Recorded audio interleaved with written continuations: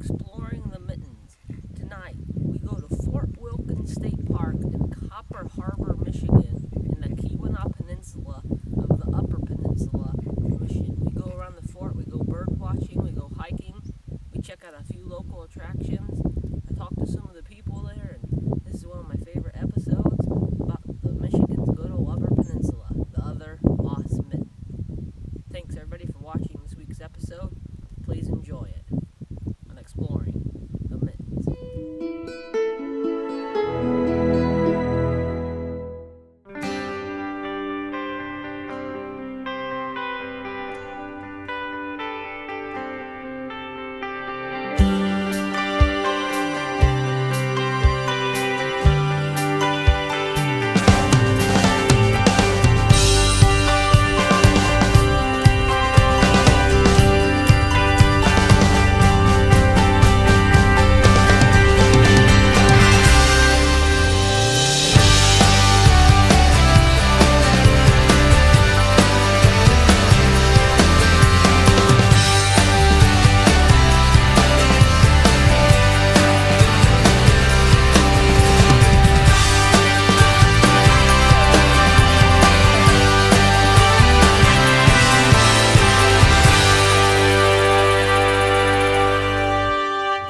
We're starting off with this week's episode of Exploring the Mittens with Fort Wilkins Historic State Park located in Copper Harbor, Michigan.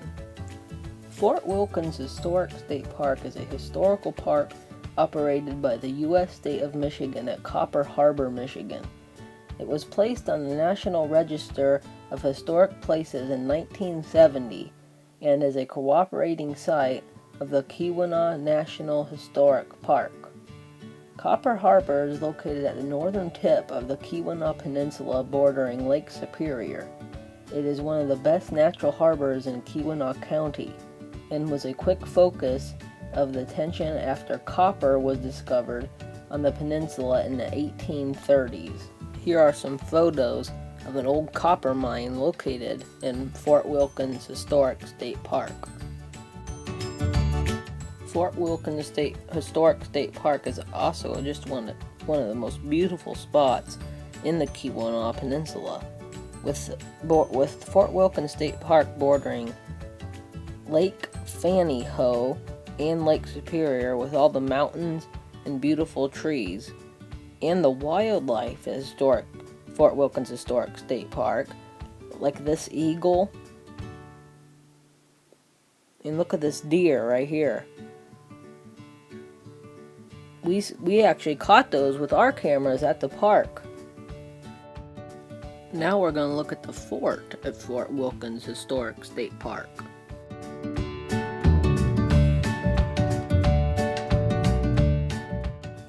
The U.S. Army occupied Fort Wilkins, located east of Copper Harbor, Michigan, of the strait of land between Copper Harbor and the northern shore of Lake Fannie in 1844.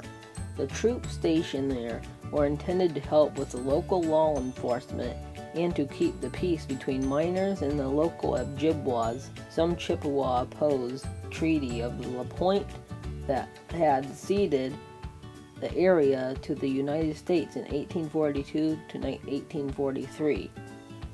However, the fort proved to be unnecessary. The Chippewa largely accepted the influx, and the miners were law-abiding. The Army built 27 structures, including a guardhouse, powder magazine, 7 officer courts, 2 barracks, 2 mess halls, a hospital, a storehouse, sutler's store, quartermaster's store, bakery, blacksmith shop, carpenter shop, ice house, 4 quarters for married enlisted men, stables, and a slaughterhouse to house the operations of the 2 full-strength infantry companies.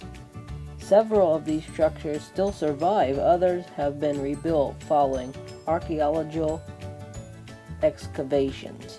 When it was first garnished in 1844, 2 companies, A and B of the 5th Infantry, were stationed there when war was declared with Mexico.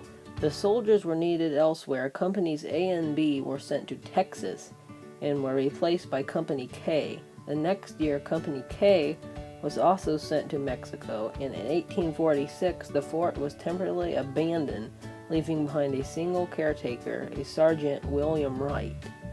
While the passing of Wright in 1855, the fort was subsequently rented by Dr. Livermore, who hoped to open a health resort for people to come and take the bracing lake air. This plan fell through after his death in 1861. Dr. Livermore's tombstone and that of his daughters can be still found in the Copper Harbor Cemetery.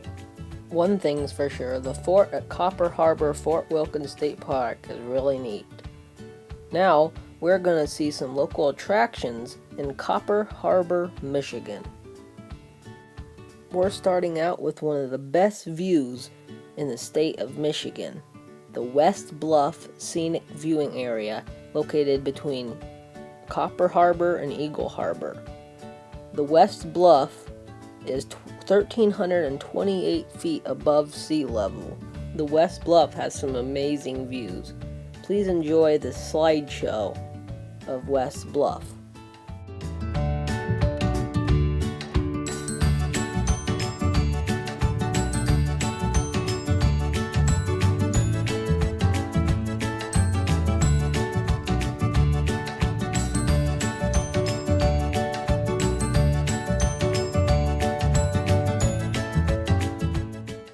Here is a video from the top of the West Bluff viewing area.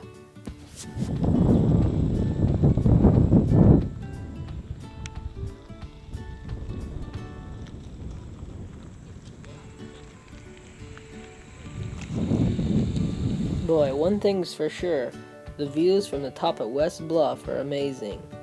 And like I say, always about Michigan, you have to see it for yourself to have the best time of all. You can also go mountain biking in Copper Harbor, Michigan, which is ran by the Keweenaw Adventure Company, which you can take a shuttle up the top of the mountain and ride down. The mountain is called Brockway Mountain. Now we're going to see the Copper Harbor Lighthouse, located at the north end of Copper Harbor, Michigan. The Copper Harbor Lighthouse was built on the tip of the eastern point of land that hugs the harbor. The lighthouse aided in the transport of copper from the Upper Peninsula. Ships carrying immigrants, supplies, and equipment increased dramatically. Funding to build the light was approved in 1847. The first tower was constructed in 1848 and resembled that old Presque Isle lighthouse. The stone masonry was dismantled and the stones used as the foundation for the replacement lighthouse built in 1866. You cannot go inside the lighthouse unless you take the cruise that takes you from the Copper Harbor to the Copper Harbor Lighthouse. You can take, or if you do have your own boat, you can go around it. But there is a very nice viewing area where we did get these pictures from, which you can view. There also was a shipwreck right where the viewing area was. Tell me if these pictures resemble.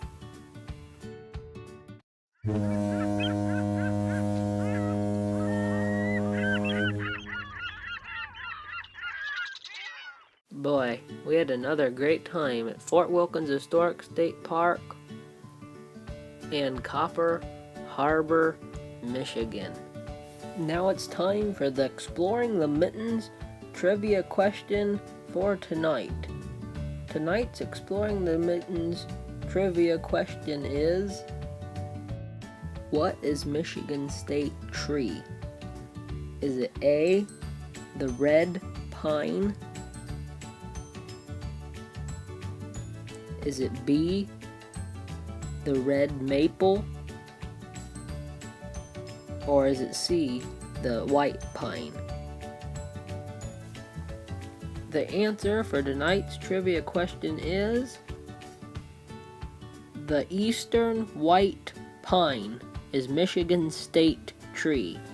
Thanks everybody for playing the Exploring the Mittens trivia question for tonight. Thank you for watching this week's episode of Exploring the mittens.